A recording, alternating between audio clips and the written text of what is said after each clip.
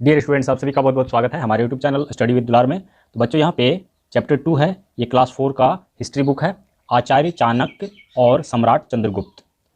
लगभग 2200 वर्ष पुरानी बात है। उन दिनों भारत धन और वैभव से परिपूर्ण था, इसलिए लोग इसे सोने की चिड़िया कहकर पुकारते थे। दूर देश तक इसका व्यापार फैला हुआ था। विदेशों के बाजार भारत में बने माल से भरे रहते थे। यहाँ के खजानों में हीरे जवाहरात व सोने चांदी के ढेर लगे रहते थे। संसार भर के लोग ललचाई आंखों से भारत की ओर देखा करते थे। ये उस समय की बात है, 2000 से ज़्यादा 2200 वर्ष पुरानी बात है। हमारा देश काफ़ी समृद्ध था, धनवान था, उस समय की बात है। तो मैं स्पेशली आप लोगों को यहाँ पे कुछ ज़्यादा एक्सप्लेन नहीं करूँगा। एक्चुअली ये हिंदी में लिखा हुआ है, तो आपको अच्छे से समझ में आ जाएगा। और आप वीडियो को ऑन करके भी रखते हैं तो आपको सुनाई पड़ेगा, पूरी कहानी समझ में आ जाएगा आपको। भारत में मगध नाम का एक राज्य था। यह बहुत बड़ा तथा शक्तिशाली राज्य था। इसकी राजधानी कुसुमपुर थी। यही नगर आगे चलकर पाटलिपुत्र कहलाया। आजकल इसे पटना कहते हैं। उन दिनों मगध पर घनानंद नामक राजा राज्य करते थे। उनको महापद्मानंद भी कहते थे। यह नाम उसके वैभव के कारण पड़ा था। उसके पास महापद्म रुपया था। जरा अपनी उंगली पर इकाई दहाई गिन कर देखो तो कितना होता है महापद्म रुपया। आजकल तो लोग महापद्म तक गिनते भी नहीं। मगध का राज्य बहुत ही संपन्न था, परंतु घनानंद अपने पूर्वजों के समान योग्य व कुशल न था। वह स्वयं को प्रजा का सेवक न मानकर स्वामी मानता था। वह क्रूर और विलासी था, इसलिए प्रजा में उसके खिलाफ असंतोष की आग सुलग रही थी। राज्य का प्रधानमंत्री अवश्य ही नीति कुशल तथा विद्वान था। उसका नाम कात्यायन था। वह राक्षस नाम से भी प्रसिद्ध था। वह बड़ा कुशल, चतुर और स्वामी भक्त था। इस कारण राज्य में गड़बड़ी नहीं फैल पाती थी। उसका बहुत प्रभाव था। महापद्मानंद अपने दुर्गुणों के कारण बदनाम था। उसे सदैव डर लगा रहता था कि कोई विद्रोह करके कहीं उसे गद्दी से उतार ना दे।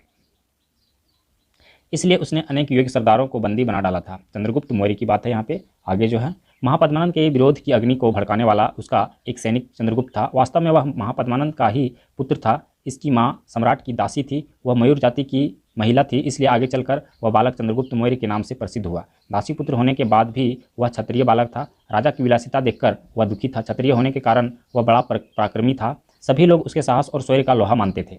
Next chapter, next page number 13 यहाँ पे है। आचार्य चाणक्य। उसी काल में एक अन्य महापुरुष थे, उनका नाम था आचार्य विष्णुगुप्त।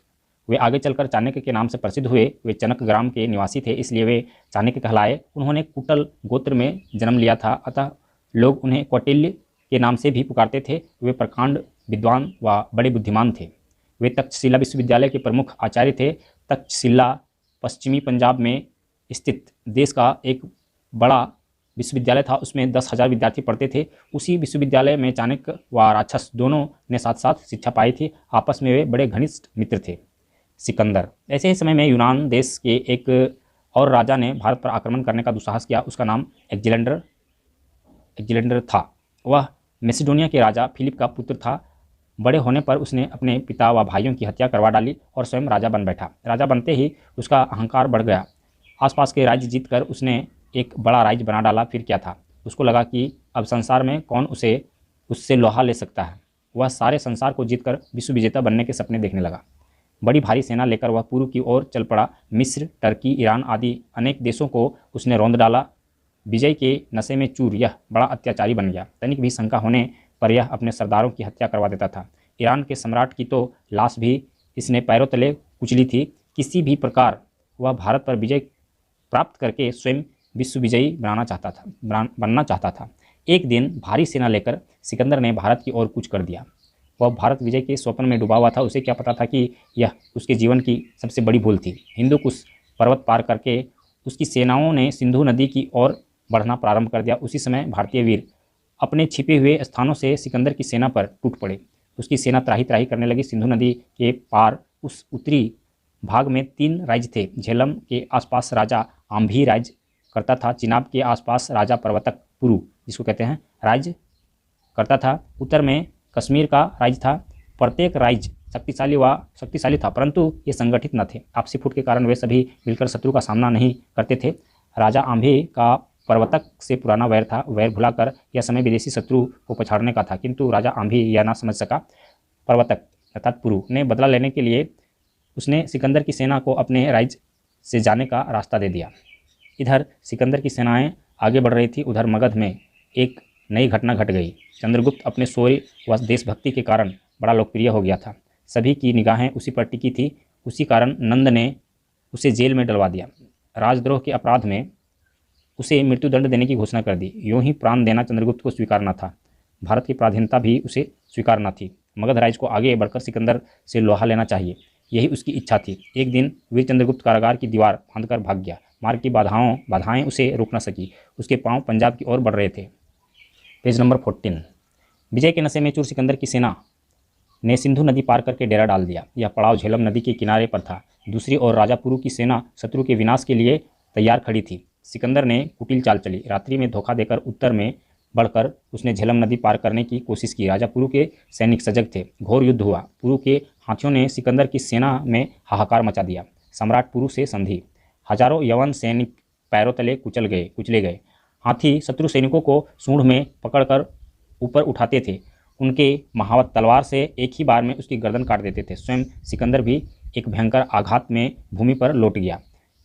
इसके हौसले पस्त हो गए। संधि करने में ही उसे अपनी भलाई दिखी। सम्राट पुरु ने जीता हुआ उसका राज्य उसे वापस कर दिया।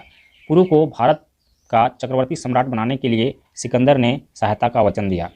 इस तरह उसने अपनी सेना के प्राण बचा लिए और आगे बढ़ने का मौका भी अपने पास सुरक्षित रखा। सम्राट पुरु उसकी बातों में आ गया। सिकंदर के साथ उसने मित्र राजा की तरह व्यवहार करने की भूल कर डाली। भारत सम्राट बनने के लालच में पुरु को अंधा बना दिया था। पुरु यह समझ ना सका कि जो विश्व विजेता बनने का स्वप्न लेकर निकला है वह उसे कैसे उठने देगा। जो उससे ही हार गया वह उसे कैसे विजयी बनाएगा। आचार्य चाणक्य की योजना। उधर तक्षशिला के आचार्य चाणक्य सिकंदर पर कड़ी नज़र रखे हुए थे। उनके मन को दो प्रश्न घेरे हुए थे। सिकंदर की गति को कैसे रोका जाए, मगध को तैयार कैसे किया जाए। अतः कुसुमपुर जाकर उन्होंने महापद्मानंद को समझाने का निश्चय किया। उन्हें विश्वास था कि उनका मित्र राक्षस उनकी सहायता अवश्य करेगा, परंतु ऐसे जाना ठीक न था। इस बीच चंद्रगुप्त की उनसे भेंट हो गई थी। चंद्रगुप्त तक्षशिला के तेजस्वी छात्र थे। उससे उन्हें बड़ी आशा दिख पड़ी। अपने सभी शिष्यों को जमा करके उन्होंने अपनी योजना समझाई। गुप्तचर बनकर वे सभी सिकंदर की सेना में घुस गए। वहाँ वे मगध की सेना का बढ़ा चढ़ाकर वर्णन करने लगे कि वहाँ का मंत्री राक्षस है, उसकी राक्षसों की एक विशाल सेना है, वह सैनिकों को कच्चा खा जाता है, आगे का मार्ग बड़ा भयंकर है, 1000 नदियाँ हैं, मगध की सेना सम्राट पुरु की सेना से कई गुना बड़ी है। ऐसे वर्णन सुनकर सिकंदर के सैनिकों के हाथ पैर फूलने लगे। वे राजा पुरु के सैनिकों की मार से पस्त हो गए थे। अब आगे बढ़ने की उनकी हिम्मत न थी। उधर चाणक्य मगध की राजधानी में पहुंचकर प्रधानमंत्री राक्षस से मिले। बंदी सरदारों के परिवारों से भी चुपचाप जाकर भेंट की। उन्हें कर्तव्य का बोध कराया। प्रधानमंत्री को चाणक्य की योजना पसंद आई, परंतु राजा की आज्ञा के बिना वे कुछ भी करने को तैयार न थे। अतः दोनों मिलकर सम्राट महापद्मानंद के पास गए। नंद उस समय नर्तकियों से घिरा था। काले रंग के चाणक्य को देखकर हंसने लगा। उसने चाणक्य की सूझबूझ भरी बातों की ओर ध्यान तक न दिया। उस महापुरुष ने जब नंद को उसके कर्तव्य का बोध कराया तो राजा आग बबूला हो गया। उसने उन्हें धक्का देकर बाहर निकाल देने का आदेश नर्तकियों को दे दिया। चाणक्य अब तक चुप थे।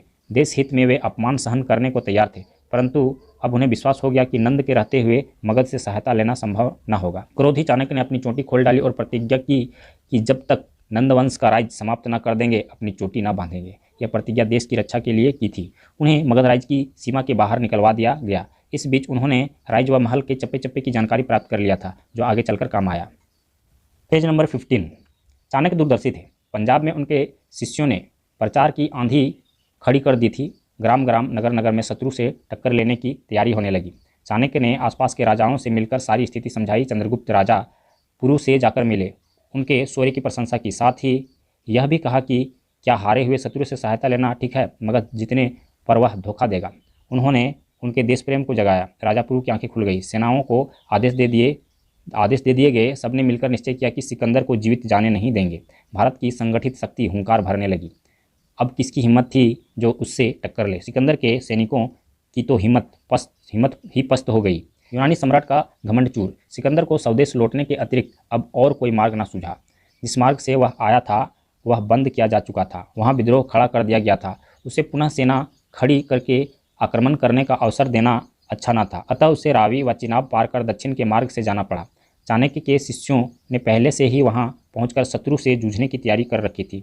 सोभूति व यौधेय राज्यों ने सिकंदर की सेना को गाजर मूली की तरह काट डाला। वहाँ तो बच्चे व महिलाएं तक शस्त्र चलाना जानते थे।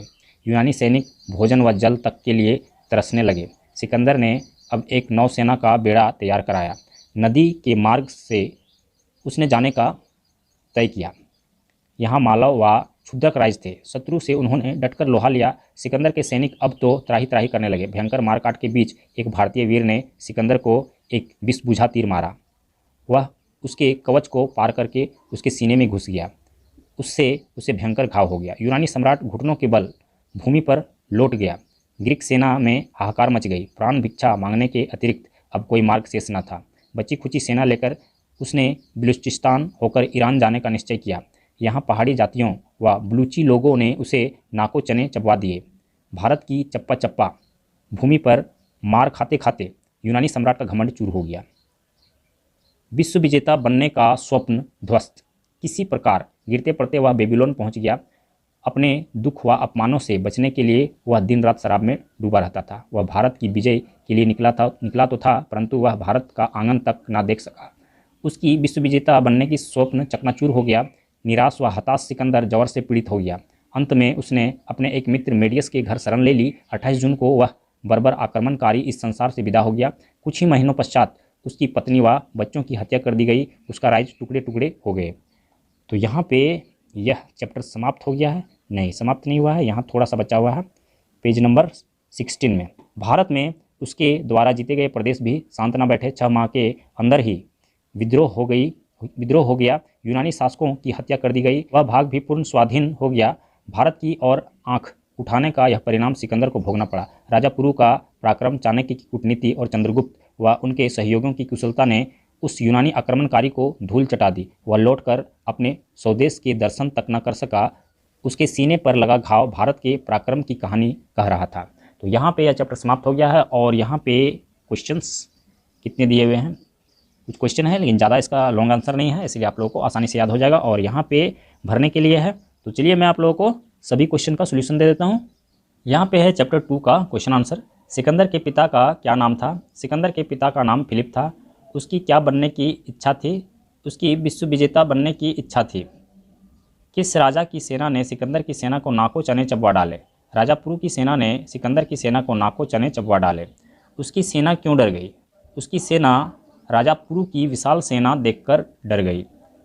चाणक्य पाटलिपुत्र क्यों गए? चाणक्य घनानंद को समझाने पाटलिपुत्र गए। घनानंद को महापद्मानंद क्यों कहते थे? घनानंद के पास महापद्म रुपये थे, इसलिए उसे महापद्मानंद कहते थे। सिकंदर को लौटते समय क्या क्या कठिनाइयाँ आई? सिकंदर को लौटते समय भारतीय वीर सैनिकों के साथ कई युद्ध करना पड़ा। उसे विषबुझा तीर मारा गया। वह जवर से पीड़ित हो गया।